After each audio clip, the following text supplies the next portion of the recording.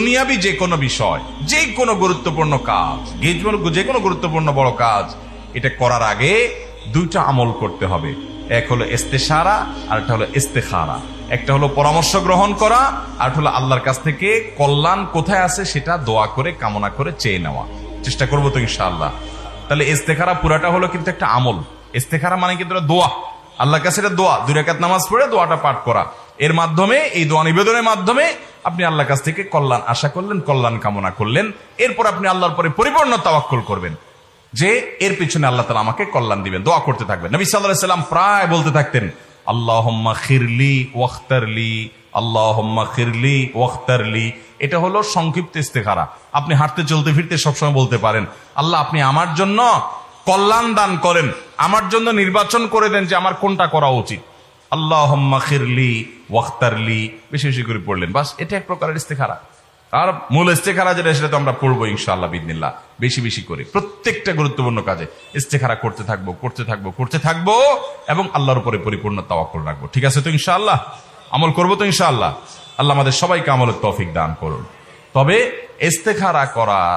ইস্তেখারা করার ব্যাপারে আমাদের মধ্যে অনেকগুলো বিভিন্ন রকমের চিন্তাধারা প্রচলিত আছে। এর ভিতরে একটা হলো, আমরা মনে করি যে ইস্তেখারা কিছু নেককার মানুষকে দিয়ে করাইতে হয়। এই জন্য অনেক লোক আছে দেখবেন, বিভিন্ন হুজুরদেরকে ধরেন যে হুজুর আমারে আপনি ইস্তেখারা করাই দেন।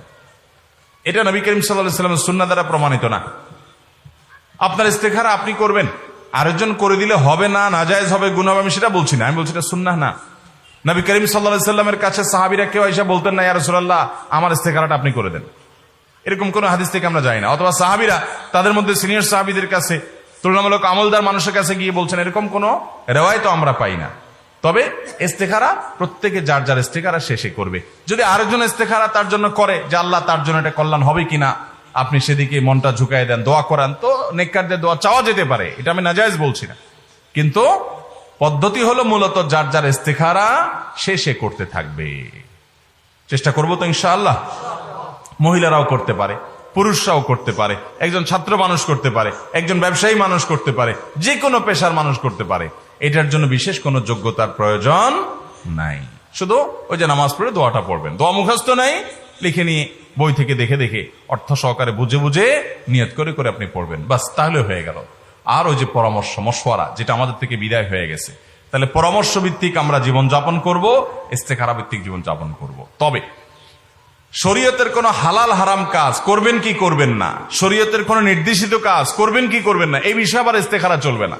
আপনি যদি ইস্তেখারা করেন যে আল্লাহ হুজুর বলছে 5 ওয়াক্ত নামাজ পড়া লাগবে, কোরআনে আছে, হাদিসে আছে, আমি ইস্তেখারা করতে চাই, এটা আমার পড়া দরকার আছে না নাই, তাহলে এখানে ইস্তেখারার দরকার আছে কোনো?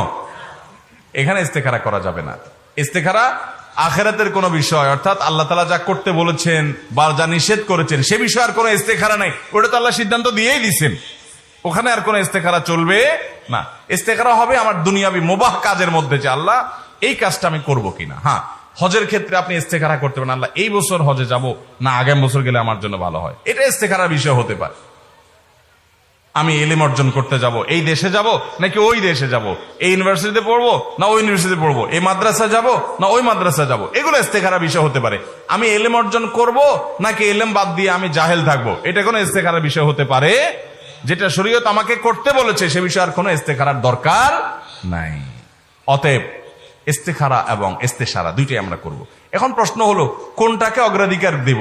কি আগে পরামর্শ করব নাকি আগে ইস্তেখারা করব, না কোন খাতে কোনটা করব? এটা নিয়ে উলামা ইকরামের নানা রকম ব্যাখ্যা আছে।